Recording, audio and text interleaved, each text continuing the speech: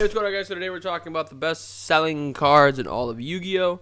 And as well as sets here, as Maze of Memories is clearly the most popular thing to buy. Alright, well, let's see. Is it worth it? Is it not? First off, let me know in the comments down below what you guys think. I'm always here. I try to do my best to respond to every single comment that I see as quickly as I possibly can. But let's take a look at the Maze of Memories box, see if it's worth it. We're going to switch, though, from best selling. I didn't realize Collector's Rare Baron was in here. Excel Synchron Stardust. Wake Up Your Elemental Hero. Judgment Collector's Rare. Blackluster Soldier. Is this the Link Monster? Oh, it's the Ritual Monster. But not like the original Ritual Monster, but like the newer Ritual Monster. Avramax. We'll take a look at Avramax as well. The Rika Queen. That is some spice. On your mark, get set, duel. Utopia Rising. Spellbook of Fate.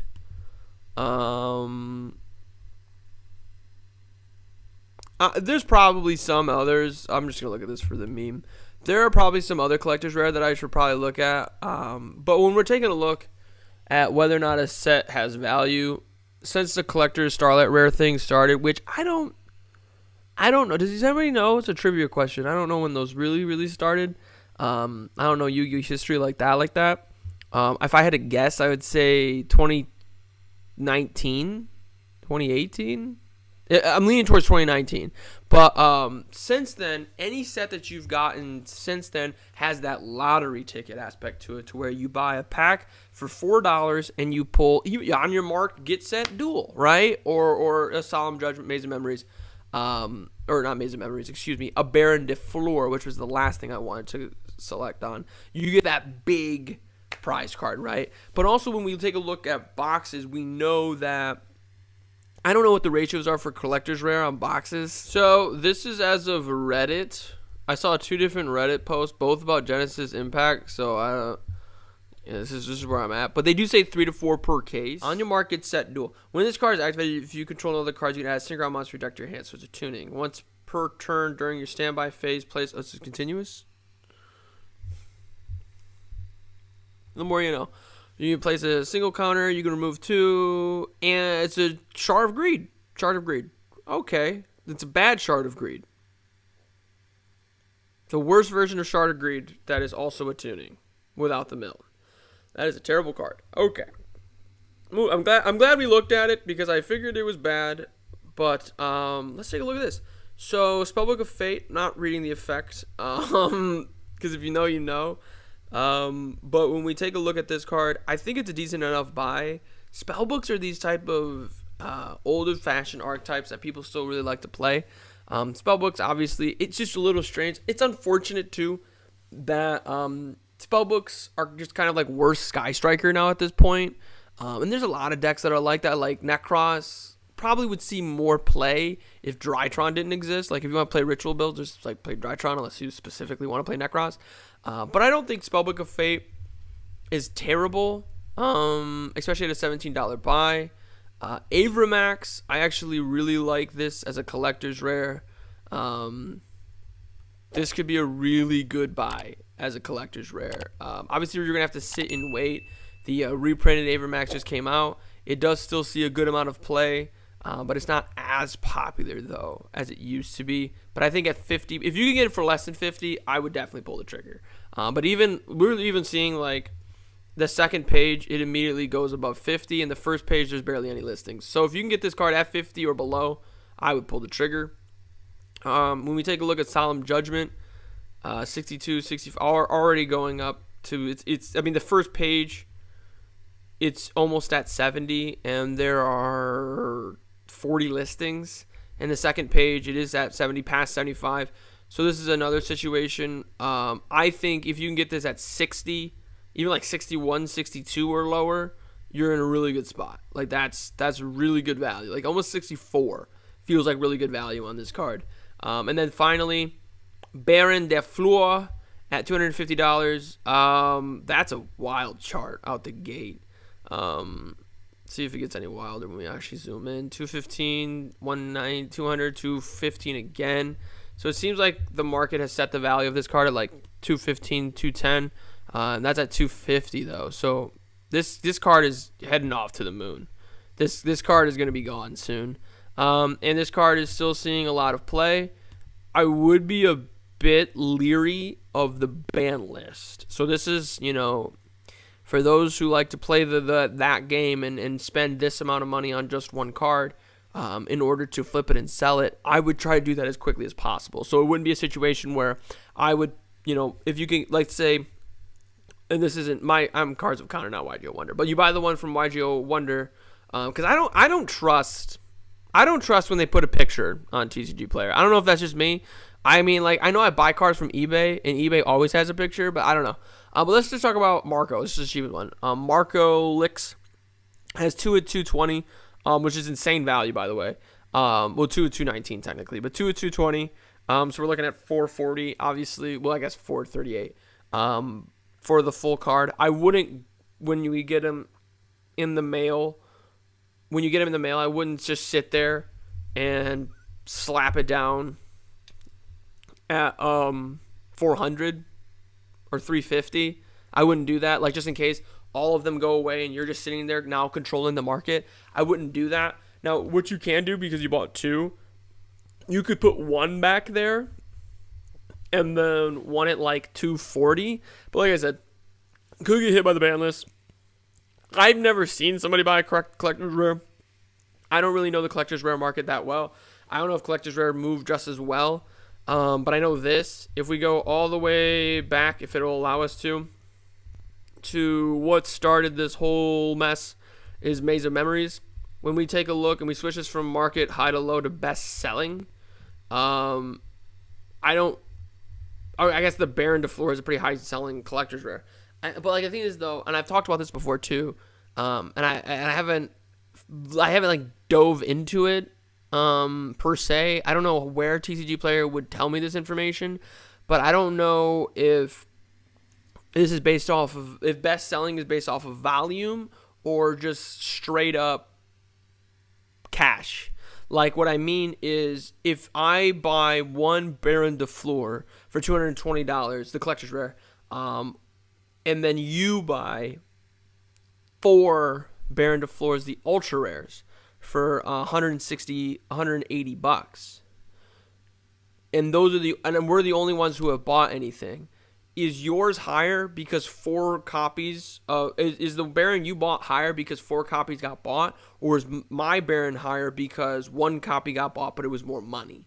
I don't know, right? But I do see that the best-selling card, regardless of where it's at, is the second collector's rare Baron de Fleur. It's probably one of the best collector's rare to get in all of Yu-Gi-Oh right now.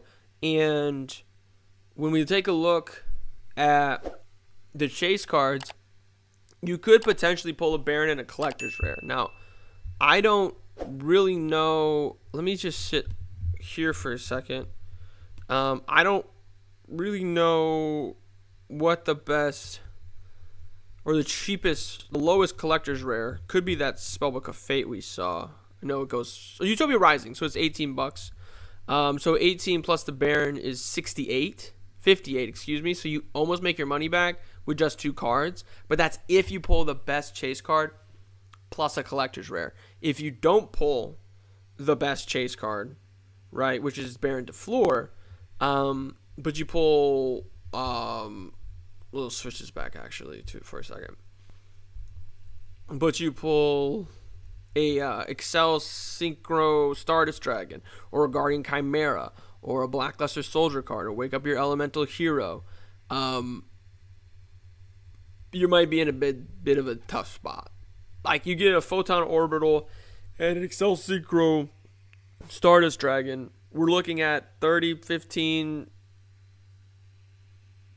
is, if anybody has a calculator, right, $45. So it's not terrible, right? You have $15 for the rest of the cards. You're always gonna have that lottery aspect effect. But I think $62, if we're being honest, $62 is really not that bad for a booster box. And I think the main thing that's keeping it down is the fact that past Barons, like both the collector's rare Baron and the regular Baron, there's really not an insane amount of value here. But if you pull, what did they say? There's 15 collector's rare here. Honestly, if you pull Baron or any collector's rare that's worth more. Like if you pull one collector's rare, you're probably going to get your money's back, which is obviously the case with most boxes, but especially this one. But when I look at the value of a set, and $3 for a pack feels really good. But when I look at the value of a set, I really like to see, because these are the cards you're going to be getting multiples of. Like these are the cards they're going to be slightly bent in your tin or your box or wherever you keep your cards. And there's a lot of retro cards. There's a lot of old-fashioned cards because we did see the Gate Guardians support come out. Royal Decree, I did not expect to see that. And there's a lot of like random archetypes. What in the world is this? Angel of Blue Tears. I don't know what this is.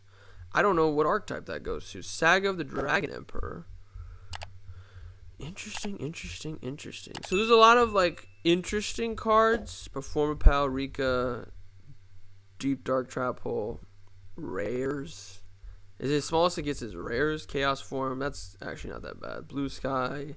Sephiroth is cool. Overload Fusion is nice. Cost Down is insane. The fact that Cost Down is in this. The fact that Cost Down is in a set from 2023 is insane to me.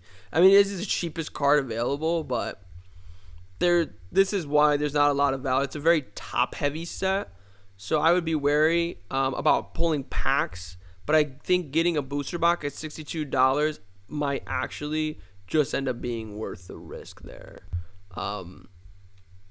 Now, when we take a look at the rest of the market, if you can get this for $13, if you can get this, bro, like I said, I'm Cards of Connor, not 8 Card House.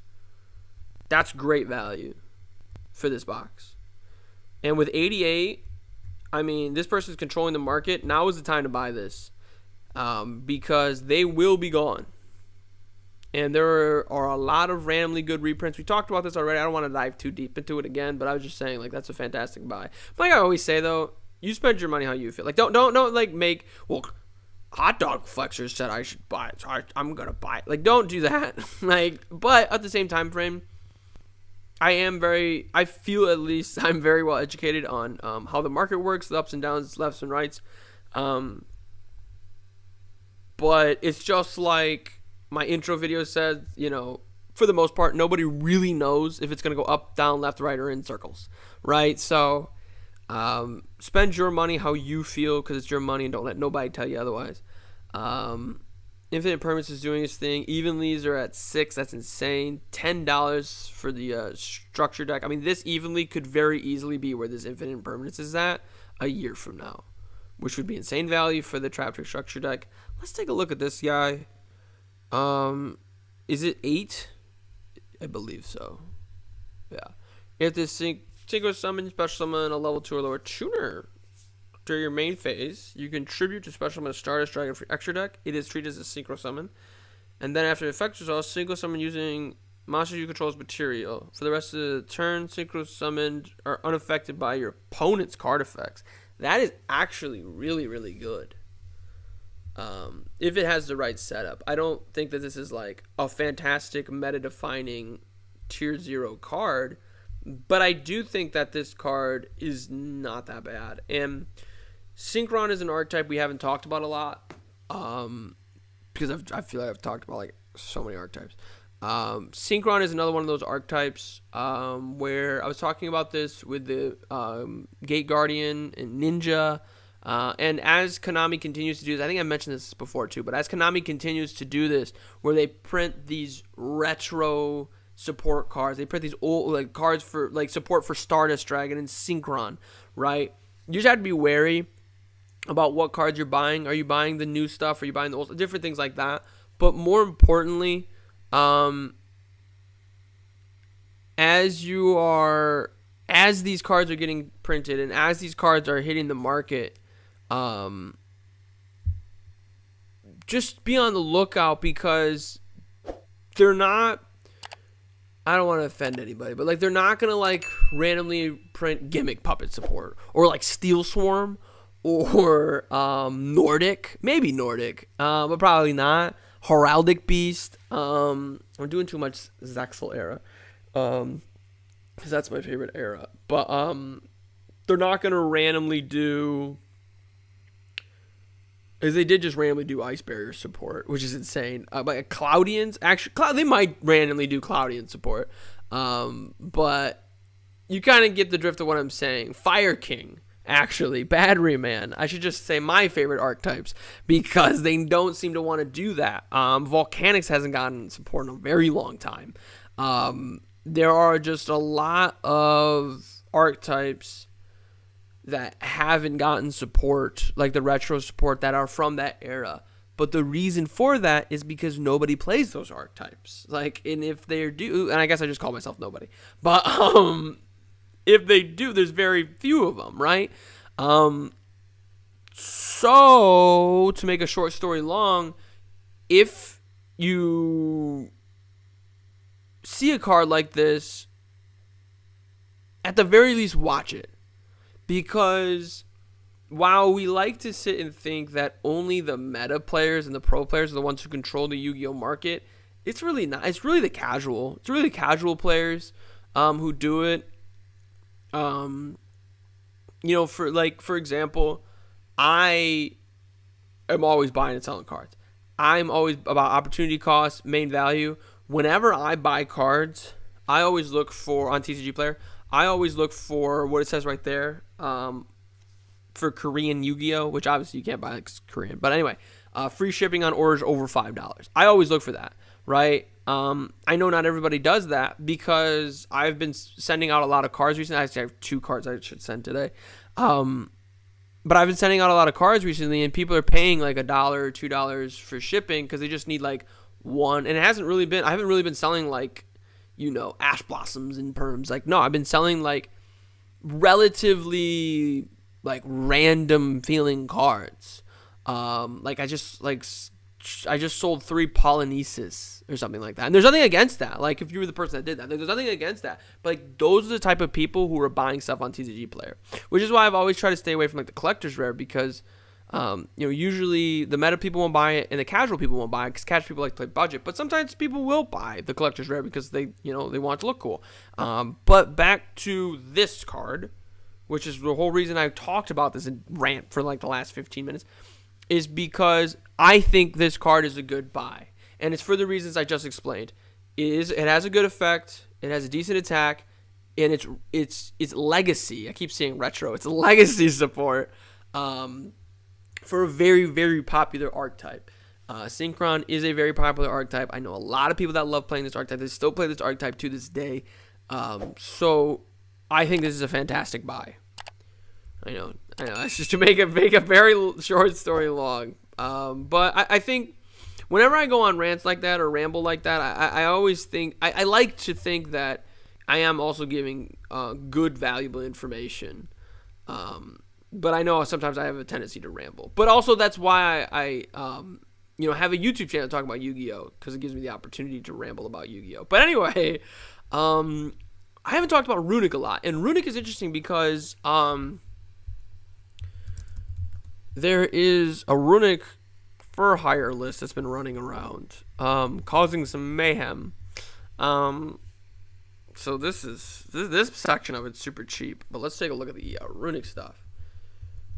And Runic is an archetype that is starting to fit into that Sky Striker, Altergeist, Eldritch, Trap Tricks at this point, Burning Abyss, potentially Flow on Reach. Sword Soul is in this, and Emancipator to an extent, where it had its heyday, and it's still kind of in its heyday now with Runic, but it's probably going to always have its heyday. And when we take a look at Runic support and Runic stuff, and are they good buys? Are they bad buys? Should I pick up a Runic core, right? Let's go to eBay and talk about a Runic core. Yes. This archetype is going to be around for a very long time. $200 for a full Runic core might seem and feel like a lot. And honestly, it probably is. But I'm just, this looks pretty cool too. I don't know if these are what the cards you need. Summoner Monk is interesting. Does Summoner Monk work in a Runic deck? It's got one target. What is this? Magical something? Interesting. Book of Eclipse. Is this bad? This doesn't look bad. Am I crazy? 2 Runic Tips. How many fountains? Where is the field spell? Ooh, that's unfortunate. Okay, so no fountains. For $80. It's not terrible though. It's not terrible. So we're looking at 15 times 3 is 45. Plus 80, 125. That's not terrible. Now, you could go, well, I'm pretty sure these are going to get reprinted in the Megatons, which is probably a safe bet. Also, this entire archetype is in, well, except for that card, is in Tactical Masters. So you could just buy this. You could just buy a box of Tactical Masters, which also just so happens to have Labyrinth in it, and is also only $56. So that's very, very interesting. But it's probably because I would assume the collector's rares aren't doing super well. Yeah, I mean 80 is not terrible for a collector's rare. Lady, Lovely Labyrinth. If you pull it, you get your money back. Same with the Drolls. Anti-spell's not terrible. Cosmic collector's rare probably looks really cool. Astrograph Sorcerer is actually a fantastic, just random thing, by the way. Astrograph Sorcerer, fantastic buy. I would get this collector's rare. This is a very, very popular fan archetype, and I wouldn't be surprised if this card came off the ban list. I don't know anything. I don't work at Konami, but just this feels like, I don't know what's going on. Just feel like that card could be on the move soon. Expect the collector's rare version of Astrograph Sorcerer. But as far as whether or not this is a good set, I mean, $2 for some packs isn't terrible. $56 for the full thing. Droll and Lockbird is in here. Book of Eclipse is in here. And like I said, you get the Runic stuff. That's actually probably what I would do if I was going to build Runic, is I would buy a box for $56. Hope that I get at least a fountain or a tip. Ideally, though, we get one of each or 2 of one, right? Sell the other cards that I get, right? And then just profit. And I think that's probably the best way to build it, is buy the cards, is buy a box, buy the cards individually. I don't think $200 is appropriate value at all. This is $7 for no tip, no fountain. Good luck selling that, my guy. But yeah, so I think that Runic is a very good archetype to invest in. I don't see Runic going anywhere anytime soon. I think it's always going to be a fun little package, a fun little engine. Could it get a reprint? Obviously, it could get a reprint sometime soon, but I think it's a really good buy. I think Tactical Masters is a really good buy. But let me know what you guys think. What are some of the best cards that you're looking at for Yu-Gi-Oh? Let me know in the comments down below. Make sure you guys click that like button, show your support for the channel, subscribe for even more content, but most importantly of all, have a good day.